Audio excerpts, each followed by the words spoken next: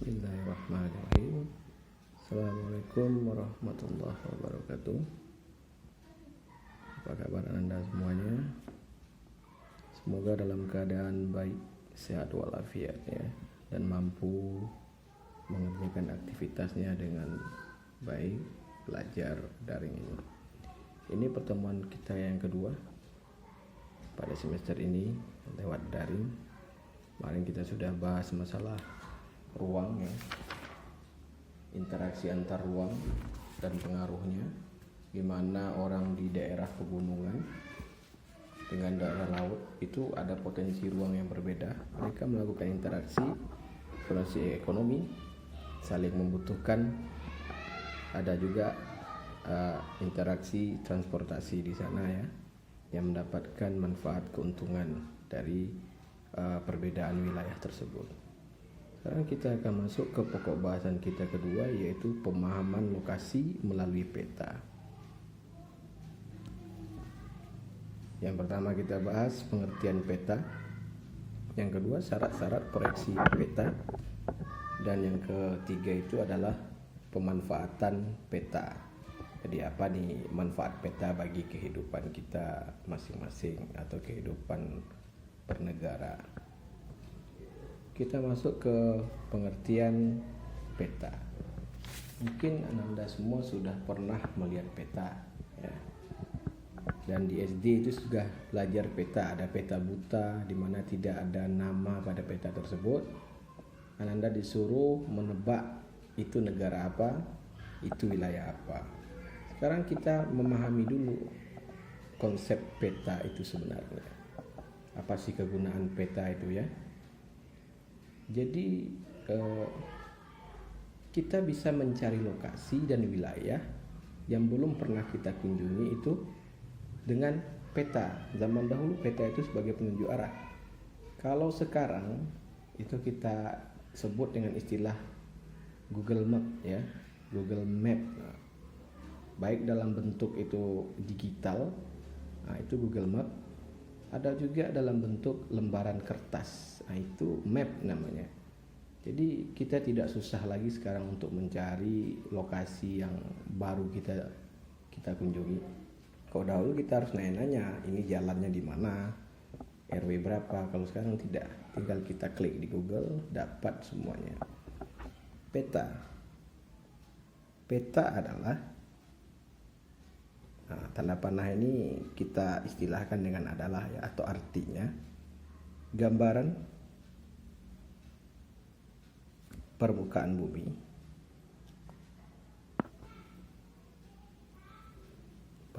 bumi dalam bidang datar.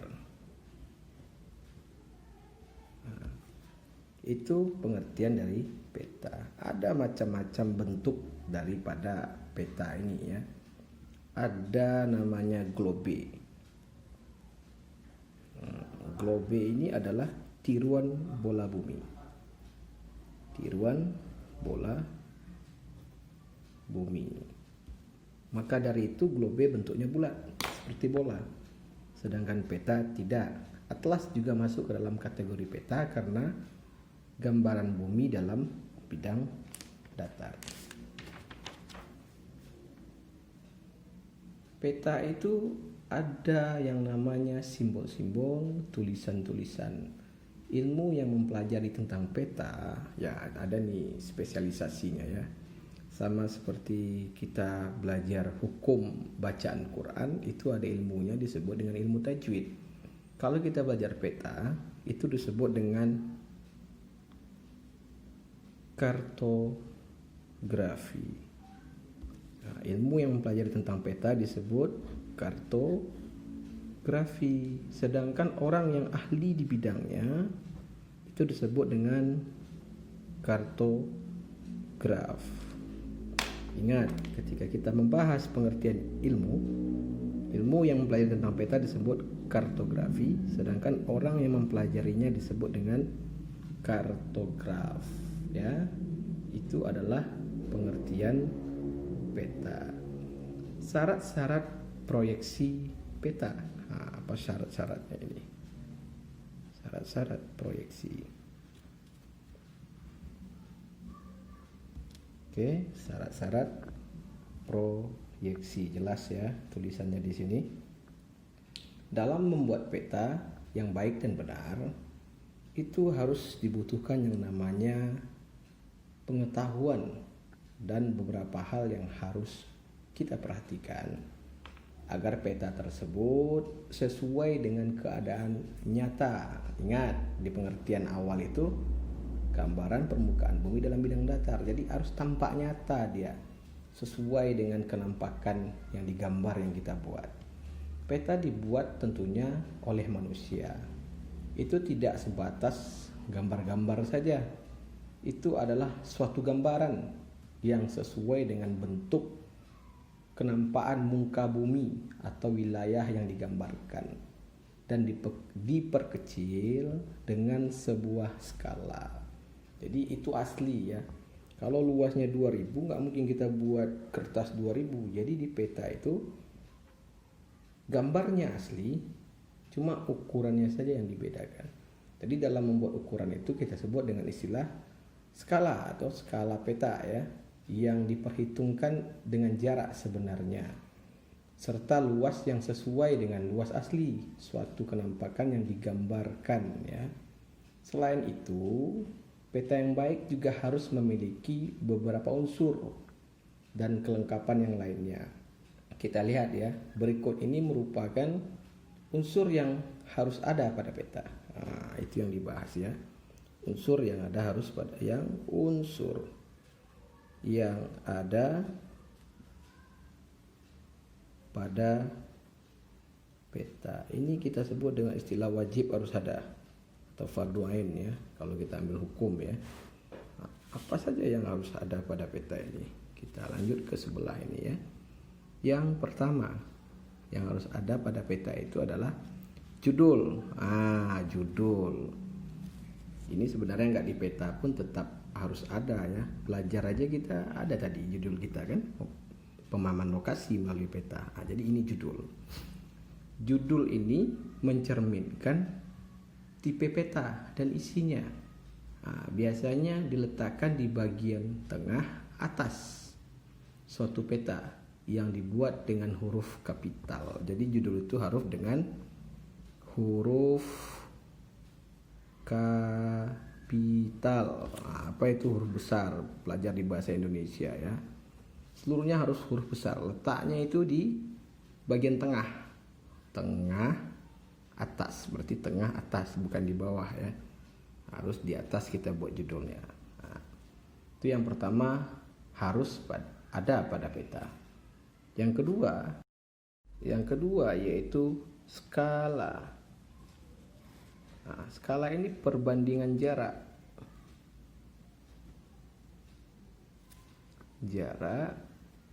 pada peta dengan jarak sebenarnya. Ini ada rumusnya sebenarnya ya. Ada rumus dalam mencari skala ini. Skala ini biasanya diletakkan dekat dengan judul peta. Skala peta yang dapat dinyatakan dalam bentuk skala angka, grafis, dan tulisan. Jadi ada jenisnya juga. Jenisnya skala itu ada angka, grafis, tulisan. Contoh skala itu ya 1:5000 misalnya. Berarti kalau kita dapat jarak Pekanbaru misalnya ya, PKU kita semua ke Bangkinang. Kalau pada peta diukur dengan roll, jaraknya cuma 3 cm, kita kali dengan 5000. Berarti jarak sebenarnya adalah 15.000 km. Itu contoh ya, nggak mungkin jarak Pekanbaru dengan Bangkinang itu 15.000 km. Ini hanya sekedar contoh. Kemudian yang harus ada pada peta adalah penunjuk arah. Karena peta ini digunakan untuk menunjuk arah, jadi harus ada petunjuk arah.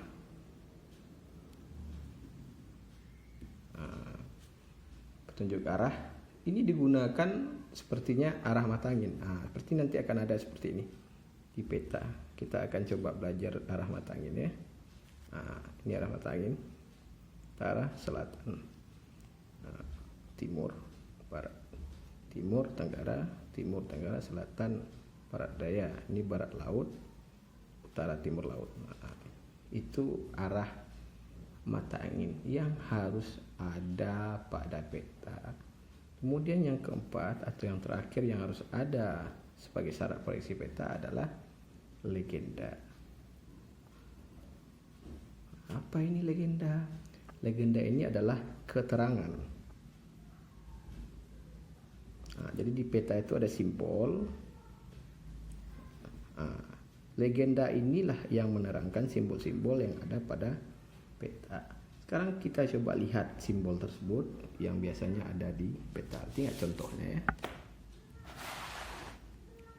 Nah, dapat diperhatikan contohnya. Ya, terlihat ya. Ini tanda ibu kota negara. Ini akan ada pada peta sebuah negara. Ada ibu kota provinsi. Kita lihat ada kota lain. Ini airport atau bandar udara. Nah, ini bandar udara domestik, ini untuk internasional. Ini pelabuhan samudra. Ada gunung api, ada gunung tidak api atau gunung api. Nah, jadi inilah dia bentuk-bentuk lambangnya ya. Sungai, danau, jalan, dan itu nanti bisa kita lihat pada peta asli.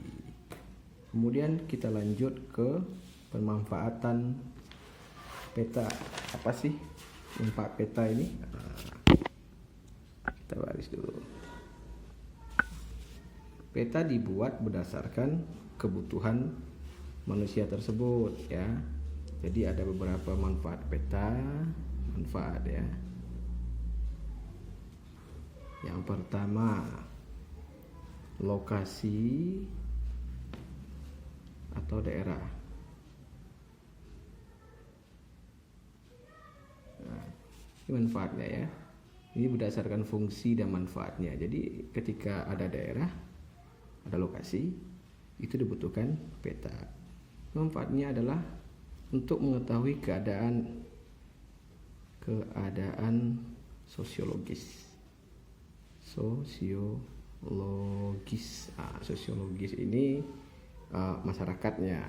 Ada fisiologis ya, ada klimatologis itu iklim, dan konteks keruangan dan kewilayahan itu merupakan daratannya berapa, lautannya ada, gunungnya ada. Itu adalah manfaat dari peta agar diketahui orang. Yang ketiga adalah untuk kedudukan garis lintang. Garis lintang dan bujur. Nah, ini juga berpengaruh dan sangat bermanfaat bagi peta. Apalagi manfaatnya? Potensi ekonomi. Nah, kita tahu bisa melihat potensi ekonomi itu pada peta. Kemudian apalagi? Potensi ekonomi. Setelah itu curah hujan. Nah, ini juga bisa kita lihat pada peta. Curah hujan. Kemudian bisa kita apalagi yang manfaat pada peta ini? Untuk melihat kepadatan penduduk.